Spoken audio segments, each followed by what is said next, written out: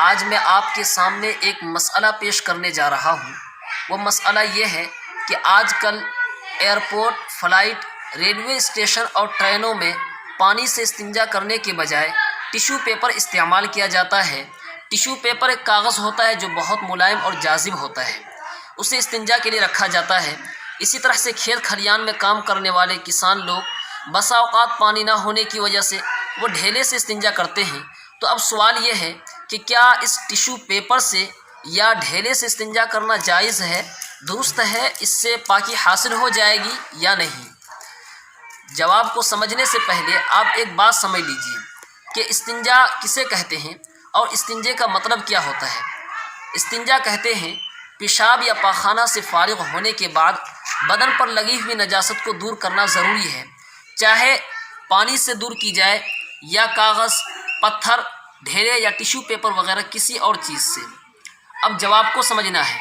پیشاب یا پاخانہ سے فارغ ہونے کے بعد اگر کوئی شخص ٹیشو پیپر یا ڈھیلے کا استعمال کرتا ہے تو یہ جائز ہے، درست ہے اور اس سے پاکی حاصل ہو جائے گی، لیکن ایک شرط ہے۔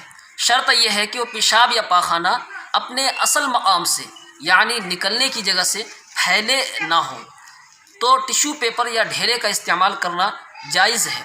اور اگر پانی بھی موجود ہو تو ٹیشو پیپر یا ڈھیلے کے استعمال کرنے کے بعد پانی کا استعمال کرنا افضل، اولیٰ اور بہتر ہے۔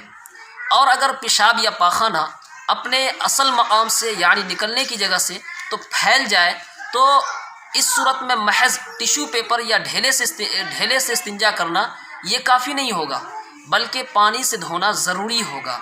بہرحال خلاصہ یہ ہے کہ ٹیشو پیپر یا ڈھیلے سے استنجا کرنا جائز ہے۔ وجہ اس کی یہ ہے کہ ٹیشو پیپر لکھنے وغیرہ کے کام میں نہیں آتا ہے، یہ اعلی علم میں سے نہیں ہے، بلکہ اسے استنجا اور صفائی ستھرائی کے مقصد سے ہی بنایا جاتا ہے، اس لیے ٹیشو پیپر کا استعمال کرنا جائز ہے۔ اور ایک آخری بات جو اس مسئلے کی ذیل میں ہے وہ یہ ہے کہ ٹیشو پیپر یا ڈھیلے سے استنجا کرنے والا شخص اس کے بعد وضو کر کے چاہے تو نماز پڑھ سکتا ہے اور امامت بھی کر سکتا ہے۔